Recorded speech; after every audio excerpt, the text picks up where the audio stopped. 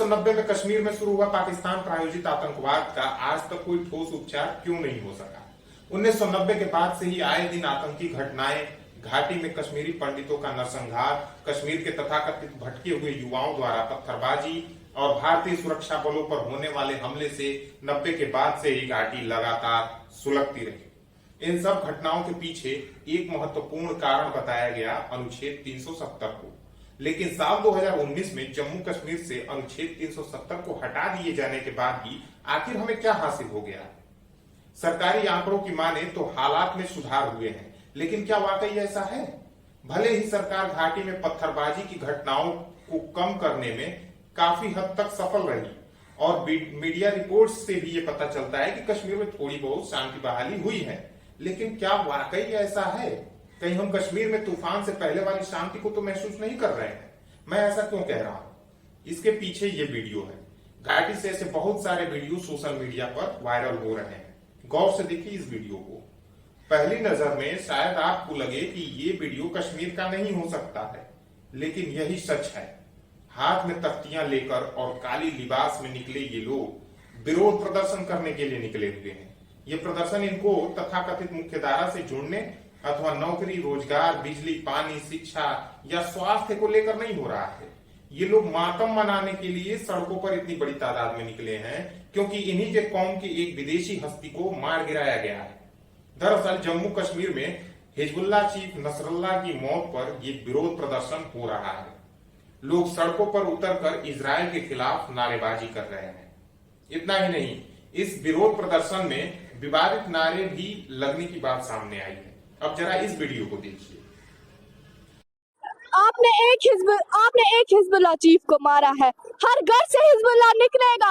I am talking to the Israel, the chief minister of Israel. मैं हर उस इंसान से बात कर रही हूँ जो फलस्तीन के खिलाफ है। मैं लिबनानियंस को हौसला देना चाहूंगी कि वो बिल्कुल भी फिक्र ना करे, क्योंकि हम उनके साथ हैं। शिया कम्युनिटी उनके साथ है, हम उनका साथ कभी नहीं छोड़ेंगे, कभी भी नहीं। आपको पता नहीं है कि आपने किसको शहीद किया है। अब हर घर से इस्राइल निकलेगा, अब हर घर से लेबनानिया निकलेगा, हर घर से हिजबुल्लाह निकलेगा। हिजबुल्लाह जिंदाबाद। अब इस पूरे घटनाक्रम को लेकर कई सवाल उठते हैं। आखिर एक ऐसा संगठन जिसे दुनिया भर के कई देश आतंकी संगठन मानते हैं, उसके मुखिया की मौत पर इतने लोगों को कौन सा दर्द पैदा हो गया, ये समझ के परे है। आखिर ऐसा क्यों है कि दुनिया भर में कहीं भी मुसलमानों के साथ कुछ हो जाता है तो भारत के मुसलमानों को असह्य पीड़ा होती है और ये तख्ती लेके काला लिबास ओढ़े मातम मनाने के लिए निकल पड़ते हैं। अभी आपने एक लड़की का वीडियो देखा। जाहिर है कि जो लड़की के बात करने का लहजा और जिस तरीके से वो बोल रही है, साफ लगता है कि उसे ऐसा स्टेटमेंट देने के लिए ट्रेंड किया गया है।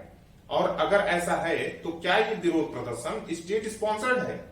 क्योंकि आखिर इस तरह के प्रदर्शनों के लिए अनुमति कैसे मिल जाती है? तो क्या इसके पीछे कोई सियासत चमकाने की कोशिश कर रहा है? ये आपको सोचना होगा।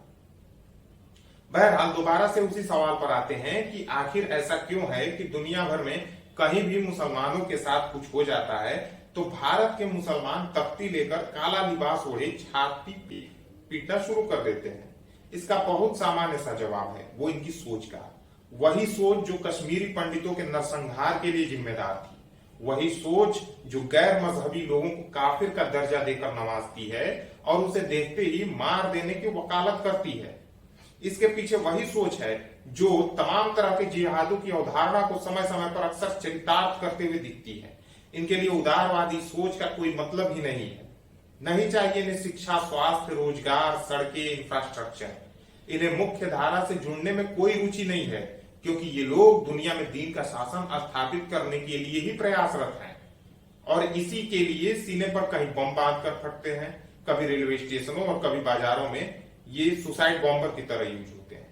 हालांकि इन सबके बीच इस बात को भी आप एक अपवाद के तौर पर मान सकते हैं कि इन जाहिलों जैसी सोच रखने वाले जहां दीन का शासन स्थापित करने में कामयाब भी हो चुके हैं, वहां भी ये शांति से नहीं रहने वाले हैं।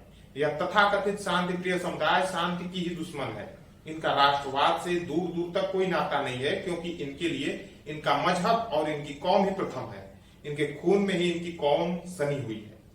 ये स्वस्थ समाज में एक कैंसर जैसे हैं, इनकी सोच को लोकतांत्रिक और उदारवादी तरीके से कभी सुधारा ही नहीं जा सकता, क्योंकि ये लोग एक असाध्य रोग की तरह हैं जो लाइलाज हो चुके हैं, और जो राष्ट्र इस बात को समझ चुके हैं वो काफी हद तक इनका इलाज भी करने में सफल रहे हैं, और शायद यही वजह है कि इनसे भारत ही नहीं पूरी दुनिया पीड़ित है।